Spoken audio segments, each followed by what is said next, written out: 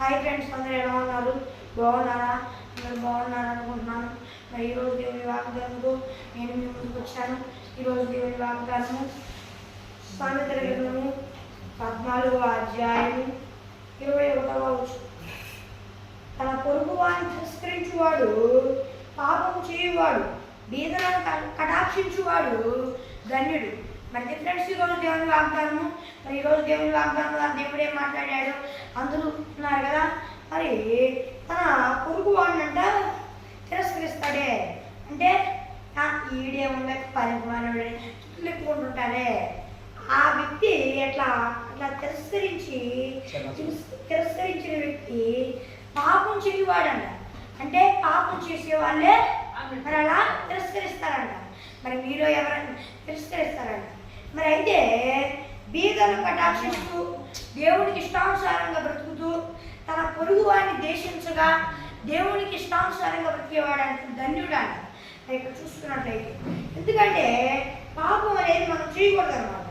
అయితే తన పొరుగు వాడిని మరి మనుషులు అయినా, లేకపోతే మొహం ముందైనా, లేకపోతే చాటునైనా, లేకపోతే మనుషులు ఈడే ఉన్నాయి అని అనుకున్నా, ఎట్లా మనుషులు అనుకున్నా కూడా వాడు పాపం చేసిన వ్యక్తినని మరి దేవుడి వాక్యంలో దేవుడు సెలవిస్తున్నాడు ఫ్రెండ్స్. మరి ఒక్కొక్క మరి దేవుడి మాటను ధ్యానించుకుంటూ వెళ్తే మొదటి మాట దేవుడు ఏం సెలవిచ్చాడంటే, ఆయన వాక్యం ద్వారా తన పొరుగు వాడిని తిరస్కరించేవాడు పాపం చేయవాడు. మరి మీరు ఎవరైనా తిరస్కరిస్తున్నారా? ఈ పక్కన వ్యక్తిని ఇది ఎంతలే అనుకుంటున్నారా? అనుకోకండి. లేకపోతే ఈ ఎంతలే అని మీ పక్కన వ్యక్తిని అనుకుంటున్నారా? అనుకోకండి. ఎందుకంటే ఎవరిని అలా అనుకోకూడదు, ఎవరిని అలా చూడడం చేయకూడదు. దేవునికి ప్రతి ఒక్క విషయంలో స్తోత్రం చెల్లిస్తూ దేవునికి ఇష్టానుసారంగా బతకాలి.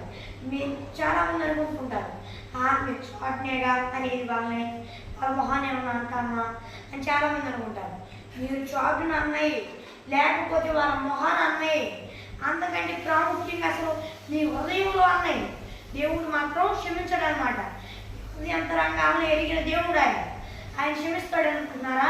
క్షమించడు ఆయన దేవుడు. అది కూడా పాపం కిందకే ఎంచుతాడు. ఇప్పుడు మరి క్షమిస్తాడు.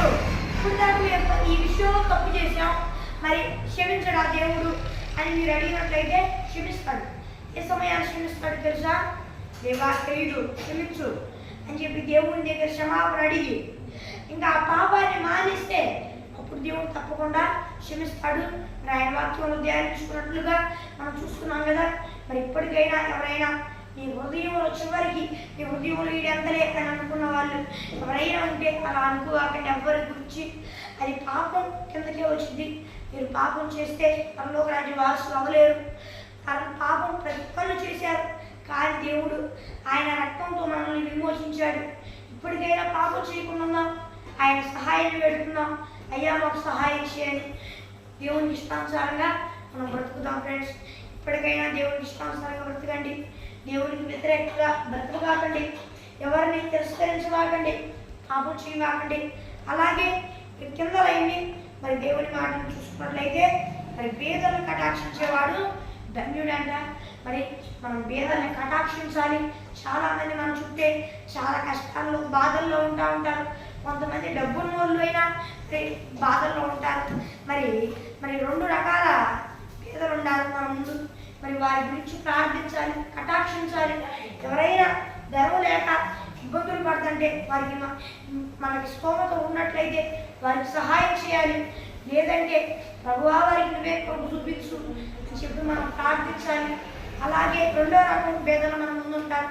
వాళ్ళు ఎవరంటే దేవుడికి వ్యతిరేకంగా జీవించేవారు, దేవుడి ప్రార్థనలో లేని వారు ఉంటారు. వాళ్ళు పేదలే. వాళ్ళకి ఎన్ని కోట్లైనా ఆస్తి ఉండొచ్చు, ఎట్లా అయినా ఉండొచ్చు వాళ్ళ పరిస్థితులు. ఏమైనా వాళ్ళు పేదలే. ఎందుకంటే దేవుడికి ఇష్టానుసారంగా లేకుండా ఉన్న వాళ్ళు పరలోక రాజ్యం చేరలేరు. దేవుడు వారిలో లేకపోతే వాళ్ళు పేదలే అన్నమాట. మన చుట్టూ చాలామంది పేదలు ఉన్నారు. ఎందుకంటే ఎంత కోటానుకుంటున్నా వాళ్ళు దేవుడిని నమ్ముకోకపోతే అర్థమే కదా. మరి మీ చుట్టూ ఎంతోమంది దేవుడిని నమ్ముకుని వారు ఉంటారు. వారికి మీ వంతుగా సువార్త ప్రకటించండి. అమ్మో సువార్త ప్రకటిస్తే ఎగతాళి చేస్తారేమో, అది చేస్తారేమో, ఇది చేస్తారేమో అనుకోకండి. మీ వంతుగా మీరు ప్రయత్నం చేయండి. దేవుడి సువార్త ప్రకటించండి. సువార్త ప్రకటించి సైలెంట్గా ఉండవాగండి. వారి గురించి ప్రార్థించండి. వారి గురించి ప్రార్థించినప్పుడు దేవుడు వారి ఆత్మని రక్షిస్తాడు. మరి అలాంటి వాళ్ళు మరి ఆ 2 రకాల భేదలు ఉంటారు. ప్రాముఖ్యంగా మనం చూడాల్సింది ఏంటంటే ఆత్మీయత విషయంలో భేదలు ఉంటారు. వారి గురించి మనం ప్రయాసపడాలి. దేవునికి ఇష్టానుసారంగా మనం బ్రతకాలన్నమాట. మరి ఎప్పటికైనా దేవునికి ఇష్టానుసారంగా బ్రతకండి. మరి అలాంటి వాళ్ళు ధన్యులని దేవుడు శ్రమిస్తున్నాడు.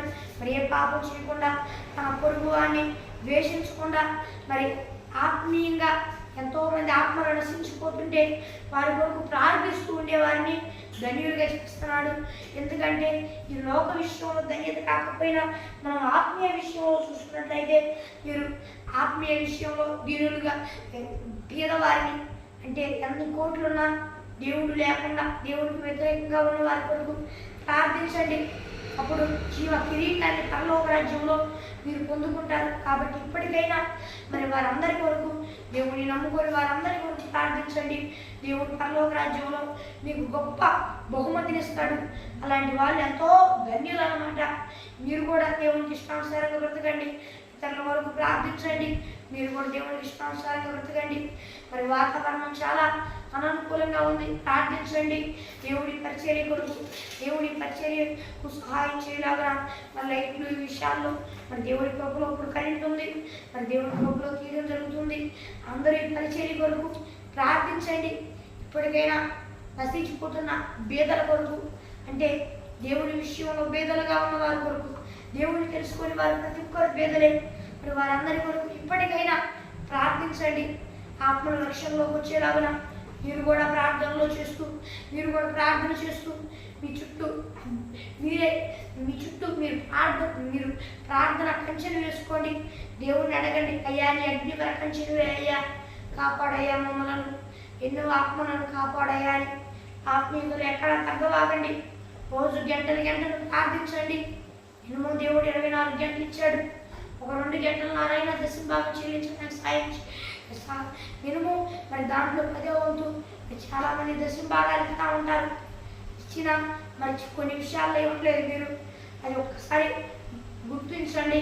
దేవుని ఆజ్ఞలు పాటించండి. దేవుడి వాక్యంలో ఒక మాటని మత్తయి సువార్తలో దేవుడు చెప్పాడు. మరి కనబడతా ఉండిద్ది. మరి దేవుడు ఏం చెప్పాడంటే మరి మీరు ఇలాంటి యూదులతో మరి దేవుడి బిడ్డలైన వారికి ఇజ్రాయేలీలతో చెప్పాడు. మీరు ఇలాంటి పాటిస్తున్నారు, ఓకే, ఇది ఒకటే కాకుండా నీతిని, నా రాజ్యాన్ని ఇది వెతకండి అని కూడా దేవుడు ఆయన వాక్యంలో సెలవిస్తాడు. మరి అది ఒకటే కాకుండా మరి ఆయన నీతిని, ఆయన రాజ్యాన్ని వెతకండి. ఆయన ఇష్టానుసారంగా బ్రతకండి. 24 గంటల్లో 10వ వంతు అంటే మినిమం ఒక 2 గంటల 40 నిమిషాల కంటే ఎక్కువైనా చేయండి. అప్పుడు 10వ వంతు చెల్లించిన వారు అవుతారు. దేవుడికి ఇష్టానుసారంగా బ్రతకండి. దేవుడు సహాయం చేయాలని నేను ప్రార్థిస్తాను. మీరు కూడా ప్రార్థించండి. దేవుడు మీకు చూపించుగా యేసునామములో ఆమేన్. మరి మీ కొరకు నేను ప్రార్థిస్తాను. పరలోకమందున్న దేవా, ఈ బిడ్డలను కరుణించయ్యా. దేవా నాయనా, యేసయ్యా, ఇప్పుడు చూస్తున్న నీ బిడ్డలు దేవా నాయనా, నిన్ను నమ్ముకున్న వారు ఉంటారు. చాలామంది నిన్ను నమ్ముకొని వారు ఉంటారు దేవా. అయినా మరి అందరికీ వాగ్దానాలు వెళ్తాయి తండ్రి. మరి దేవా, నిన్ను నమ్ముకొని వారు ఈ వాగ్దానాన్ని చూడడానికి, ఈ వాగ్దానాన్ని చూసి నీ ఉచితమైన కృపను బట్టి మారి దేవా నేను తెలుసుకోవడానికి సాయం చేయ్యా. ఒకవేళ నిన్ను తెలుసుకున్న వారైతే దేవా నువ్వు చెప్పినట్లుగా నడవడానికి సాయం చేయ్యా. మరి దేవా, ఈ వాగ్దానం చూస్తున్న వారందరూ దేవా నీకు ఇష్టానుసారంగా మారి నిన్ను నమ్ముకొని నీ వాక్యంలో నువ్వు సెలవిచ్చినట్లుగా జీవించడానికి సహాయం చేయ్యా. దేవా, మరి నువ్వు సెలవిచ్చావు ప్రార్థించాలయ్యా. నీ బిడ్డలందరూ ఈ వాగ్దానం చూస్తున్న ఈ బిడ్డలందరూ ప్రార్థించాలి తండ్రి. అలాగే దేవా, ఎవరైనా ఈ వాగ్దానం చూస్తున్న వాళ్ళు ఎవరైనా నిన్ను నమ్ముకోకపోతే నిన్ను నమ్ముకోవాలయ్యా. దేవా, ఈ భూలోకంలో ఉన్న వారందరూ ఈ వాగ్దానం చూస్తున్న వారందరూ నిన్ను నమ్ముకున్న వారిగా ఉండడానికి, బాప్తిసం తీసుకున్న వారిగా ఉండడానికి, దేవా మారు మనసు రక్షణ పశ్చాత్తాపం పొందిన వారిగా ఉండడానికి, ఆయన రక్షణ పొందుకునే వారు అయ్యి దేవానైనా నేను తమ సొంత రక్షకుడిగా అంగీకరించి దేవానైనా తమ హృదయంలో దేవానైనా నిన్ను కలిగిన వారై అందరూ ఉండడానికి ఈ సహాయం చేయ్యా. మరి దేవా, చూస్తున్న వారందరి చేతులను ఆశీర్వదించి దేవానైనా వారికి 100 ఫలాన్ని దయచేసి వారిని ఆశీర్వదించి ప్రాముఖ్యంగా ఆత్మీయత విషయంలో హెచ్చుగా ఆశీర్వదించి చూపించమని వేడుకుంటూ ఇస్తున్నాము అడుగుతున్నాను నా పేపర్లో నా బ్రహ్మ తండ్రి. ప్రతి ఫ్రెండ్స్ ఈరోజు దేవుని వాగ్దానము ఇప్పటికైనా దేవునికి ఇష్టానుసారంగా బ్రతకండి. చాలా మంది ధనం విషయంలోనే ఆశీర్వాదం అడుగుతారు. ధనం ఉంటే నా శాశ్వతం, భూలోకం ఎంతో కాలం ఉండదు. పరలోక రాజ్యం వారసును అయ్యే కృపను దేవుడు ఇచ్చాడు. చాలా మంది ఇవ్వాలని దేవుని వేడుకోండి. ఈ రక్షణ మీరు కాపాడుకోండి. అంత్యకాలంలో ఉన్నారు, మీరు కాపాడుకోండి. ధనం విషయంలో కంటే ఆత్మీయత విషయంలో ఆశీర్వాదాన్ని అడగండి. దేవుళ్ళో ఇంకా ఎక్కువగా బలపడండి. అలాగే మీ పక్కన ఉన్న వారిని బలపరచండి. దేవుళ్ళో ఉండండి. మరి ఫ్రెండ్స్ ఈరోజు దేవుని వాగ్దానము, మరి దేవుడే సాతాన్ని లైట్ పరచాలి. చాలా ఇబ్బంది పెడుతున్నాడు సాతాను గాడు. ఏదేమైనా దేవుడే కృప చూపిస్తున్నాడు. ఆయన నామానికి సమస్త ఘనత మహిమ కలుగునుగాక. మరి ఒక దేవుని వాగ్దానంతో మనం కలుద్దాం. అందరూ దేవుని కృపాశిస్తూ మనందరికీ తోడైనగాక. మరి పరిచయం కొరకు అందరూ ప్రార్థించండి. మరి దేవుడే ఈ పరిచయం సహాయం చేయలాగా, మరి దేవుడే అన్ని విషయాల్లో నాకు మీకు అందరికీ సహాయం చేయలాగా, ఈ వాగ్దానానికి అందరూ అడిగించలాగా కూడా అందరూ ప్రార్థించండి. మరి దేవుడే అన్ని విషయాల్లో సహాయం చేయలాగా, లోకాశను మనందరూ జయించి పరలోక రాజ్యం వారసులు అయ్యే కృపను పొందుకునేలాగా అందరూ ప్రార్థించండి. నేను ఒకసారి మిత్రులకు ప్రార్థిస్తాను. దేవా, మేమందరం లోకాశను జయించి పరలోక రాజ్య వారసులు అయ్యే కృపను పొందుకోవాలయ్యా. ఆ కృపను నువ్వే అనుగ్రహించమని వేడుకుంటూ యేసునామమున నడుచున్నాను నా పేపర్లో నా బ్రహ్మ తండ్రి. మరి దేవుడు సాతానుని లేపరిచాడు నేను నమ్ముతున్నాను. బట్టి ఆయన నామానికి స్తోత్రములు. మరి అందరూ ప్రార్థించండి కొరకు. మరి దేవుడు మనందరినీ పరలోక రాజ్య వారసులు అయ్యే కృపని ఆయన మనందరికీ అనుగ్రహించాడు. అందును బట్టి ఆయన నామానికి స్తోత్రం. మీ విశ్వాసాన్ని కాపాడుకోండి. ఆయన ఇష్టానుసారంగా ఫ్రెండ్స్. మరి ఇది ఫ్రెండ్స్ ఈరోజు దేవుని వాగ్దానము. మరి దేవుని వాగ్దానంతో మరి కలుద్దాం. అందరూ దేవుని కృప ఆశీస్సులు మనందరికీ తోడై నడిపించుగాక. ఆమె ప్రేరితురాడు.